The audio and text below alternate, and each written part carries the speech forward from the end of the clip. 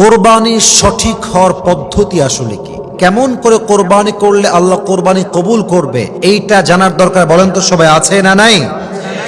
চারটা বিষয়ে খেয়াল রাখবেন। এক নাম্বার, যখনই কোরবানি করছেন শুরুতেই পড়বেন বিসমিল্লাহি আল্লাহু আকবার। পড়েন সবাই বিসমিল্লাহি। এই দোয়াটা পড়ে কোরবানি শুরু করতে হবে এবং কোরবানি করার ক্ষেত্রে আল্লাহর নাম নেওয়াটা অত্যন্ত জরুরি একটা বিষয়। অতএব কোরবানির শুরুতেই পড়তে হবে বিসমিল্লাহি আল্লাহু আকবার, এক নাম্বার। দুই নাম্বার, তাওজিহুল কিবলা, ফেসিং দ্য কিবলা, পশুকে কিবলামুখী করে রাখবেন। এটা জবাই করার সুন্নত নিয়ম। এতে করে পশুর রুহটা খুব সহজে বের হয়। সুবহানাল্লাহ পড়ুন আপনারা সবাই। দুই নাম্বার তাওজিহুল কিবলা। তিন নাম্বার ইহসানুয যাবহি, অর্থাৎ খেয়াল রাখবেন, অনেকে অমানবিক আচরণ করে, পশুর সামনে ছুরি ধার দেয়। এতে করে পশুর খুব কষ্ট হয়। এটা করবেন না। পশুকে জবাই করার সময় ছুরিটা ভিন্ন জায়গায় ধার দিবেন এবং যখন তাকে আপনি জবাই করবেন যতটুকু পারা যায় কষ্ট কম দিবেন। তার ঘাড়ে আঘাত করবেন না, তার মেরুদণ্ডে আঘাত করবেন না।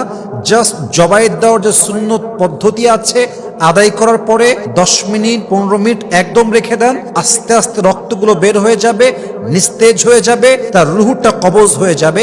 এটাই হচ্ছে সঠিক পদ্ধতি। সুবহানাল্লাহ পড়েন সবাই।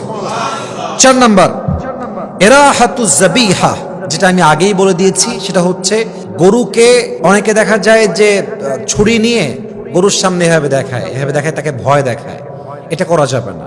তার সামনে ধার দেওয়া যাবে না। অর্থাৎ এমন কোনো কাজ করা যাবে না যেই কাজের জন্য গরুটা অনেক বেশি ভয় পায়, তার চোখ দিয়ে পানি পড়ে। মাথায় রাখবেন, যেই পশু আপনি কোরবানি দিচ্ছেন সেটা আপনার ভালোবাসার পশু। এটা ভালোবাসা না থাকলে তো স্যাক্রিফাইসই হবে না। এখন যদি আপনি কষ্ট দেন, এটা শরীয়তের বিধানের বাহিরে যাবে। অতএব খেয়াল রাখবেন, গরুকে কোনো প্রকার কষ্ট দেওয়া যাবে না। বলেন সবাই ইনশাআল্লাহ। সর্বশেষ একটি পয়েন্ট বলতে চাই, এটা না বলে পারছি না। মাথায় রাখবেন, আপনার কোরবানির গরু, এটা আপনার গরু, এটা আপনার ভাগের গরু, এটা আপনি কোরবানি দিচ্ছেন। অতএব এটার প্রথম গোশত আপনি খাবেন, এটা সুন্নাত। রাসূল করিম সাল্লাল্লাহু আলাইহি ওয়াসাল্লাম যখন কোরবানি করতেন, আমরা তো জানি ভাগ তিনটা, একটা নিজের, 2 নাম্বার রিলেটিভস, 3 নাম্বার হচ্ছে গরিব গোরাবা যারা আছে তারা। তবে নবীজি কোরবানি দেওয়ার পরে প্রথম গোশত তিনিই খেতেন। সুবহানাল্লাহ পড়েন।